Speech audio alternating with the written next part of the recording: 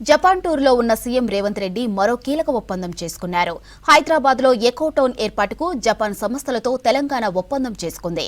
ఇక ముఖ్యమంత్రి రేవంత్ రెడ్డి నేతృత్వంలోని తెలంగాణ రైజింగ్ ప్రతినిధి బృందం పర్యావరణ హిత కిటాక్యుషు నగరాన్ని సందర్శించింది. పర్యావరణ పరిరక్షణ, వ్యర్థాల నిర్వహణ, రీసైక్లింగ్ రంగాల్లో భాగస్వామ్యానికి హైదరాబాద్లో ఎకో టౌన్ ఏర్పాటుకు జపాన్కు చెందిన ప్రముఖ సంస్థలతో ఒప్పందాలు కుదుర్చుకుంది.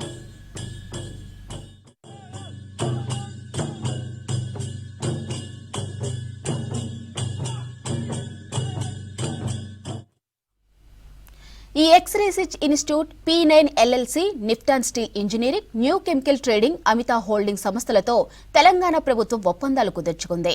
ముఖ్యమంత్రి సమక్షంలో ఈ మేరకు లెటర్స్ ఆఫ్ ఇంటెంట్పై రాష్ట్ర ప్రభుత్వం అధికారులు, కంపెనీల ప్రతినిధులు సంతకాలు చేశారు.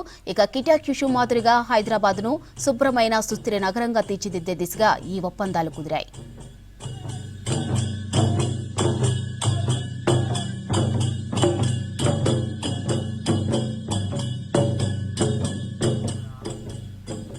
ఒకప్పుడు పారిశ్రామిక కాలుష్యంతో ఇబ్బందులు పడ్డ కిటాక్యుషు అనేక పర్యావరణ ఆవిష్కరణలతో ప్రపంచంలోని పరిశుభ్రమైన నగరాల్లో ఒకటిగా ఎలా మారిందో మేయర్ టేకూచికి వివరించారు.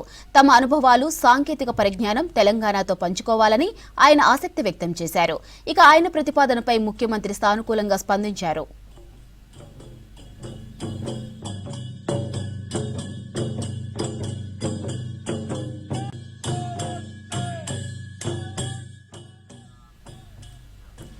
సుస్థిరత ఇకపై ఐచ్ఛికం కాదు, ఇది అవసరం.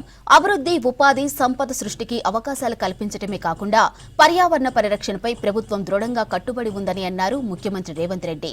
ఇక హైదరాబాద్లో ఎకో టౌన్ అభివృద్ధి ద్వారా భవిష్యత్ తరాలకు శుభ్రమైన జీవన వాతావరణాన్ని అందించగలమనే విశ్వాసం ఉందన్నారు సీఎం రేవంత్ రెడ్డి.